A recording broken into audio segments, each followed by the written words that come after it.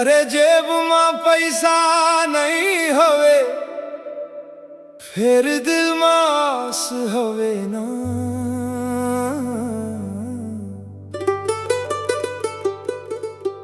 लोग कहत हवे पागल हंस फिर बाबा के पियास हवे ना। ट्रेन के टिकट नहीं हवे फिर बाबा बुलात हवे। मधुबन जाना हवे मोर बाबा ले मिलना हवे।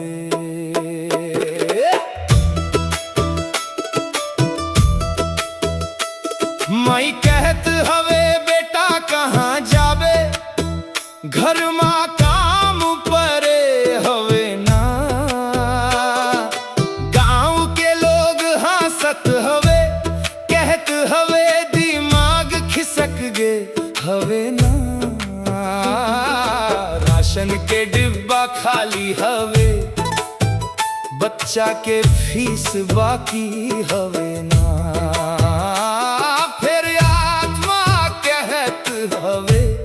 अब नहीं रुके बाबा पुकारत हवे ना। ट्रेन के टिकट नहीं हवे फिर बाबा बुलात हवे।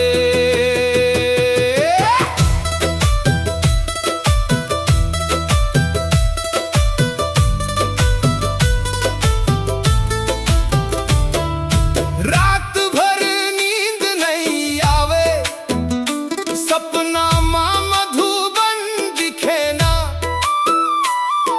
शांति स्तंभ बाबा के कमरा डायमंड हॉल बिखे ना। याद आवई मुरली के बोल बच्चे हिम्मत तो मदद हवे।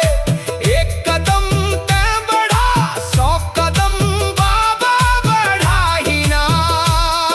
उधार लेके सामान बेच के टिकट के जुगाड़ बनाए हम ना। ट्रेन के टिकट जुगड़ गए अब बाबा मिला ही ना।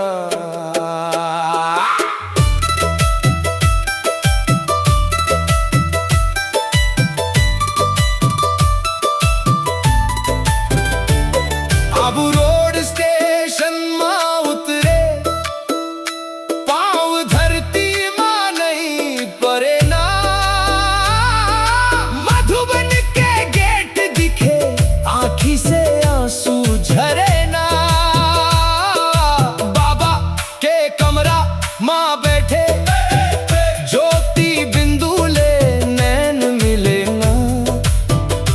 सारा दुख सारी पीड़ा एक सेकंड माँ भूल गए ना। सेवा मिली बड़े भंडारा माँ बाबा ब्रह्मा भोजन परोसे हमना। लगा जैसे जन्म जन्म के पुण्य आज कमाए हमना। पैसा नहीं रहे फिर खजाना मिल गए। लोग के ताना सुने फिर बाबा के